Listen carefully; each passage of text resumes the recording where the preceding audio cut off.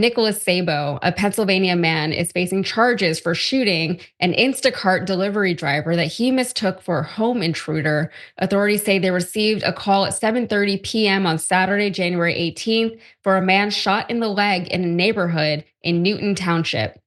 Reporting from Atlanta Black Star says investigators learned that a woman had ordered groceries through Instacart that evening, but didn't tell her husband, 43-year-old Nicholas Sabo, that a delivery was on its way. When the Instacart driver arrived, Sabo's wife saw an alert from the home security camera system that movement was detected near the garage.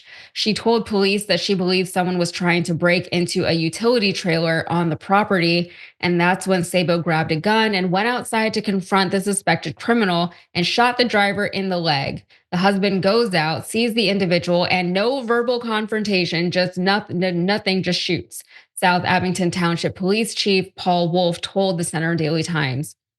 The Instacart driver ran back to his car where his wife and child were waiting for him, drove down the street and dialed 911. He was rushed to a hospital where he had to undergo surgery to treat his injury, but he is stable and recovering. Sabo was arrested on a charge of recklessly endangering another person. Wolf expects more charges will be filed against him. Yeah, this is crazy. I mean, this is why people are afraid of their neighbors. This is why people are afraid to leave their homes, because everyday people have guns now and they don't really know how to use them. We were talking in the previous stories about how cops are supposed to undergo training to deal with people because they have access to these deadly weapons and they're expected to deploy them in certain cases.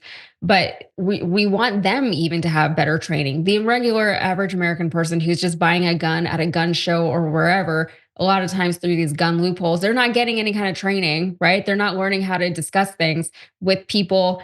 And I think whenever you have a situation where there's already tension, there's already fear, and then somebody has some kind of lethal weapon in their back pocket, we've lost the ability to just communicate with people. This guy didn't even try to communicate with who he saw. He just shot at this guy. So, Tehran, last thoughts before we wrap the show up. Well, my last thought is last time we had a story like this, it was an Uber driver. This time it's an Instacart driver. How about communication in that relationship is poor? How about the husband and wife need to have a conversation and talk? Number two, I feel for that wife's safety. If this is a person who jumps to the conclusion and jumps to the gun literally in a situation like this, how safe is that wife in the home? There needs to be a lot more investigation into this. And the fact that the driver was shot in front of their wife and child, that's abhorrent as well. What is this? What is this? The American dream has now literally become, we want to leave America. That's unfortunate. Yeah, we don't even like each other. We can't even talk to each other. And I feel like it's our interpersonal relationships have just completely diminished because we're afraid of each other. And maybe that person has a gun and I don't want to upset them. I don't want to, put somebody in any kind of situation where they feel, even if it's imagined, that they need to protect themselves or their family or whatever. But even if you're just like hanging out outside, dropping off something, doing something that you were supposed to be doing, something that you were paid to do, even that can become a life threatening situation.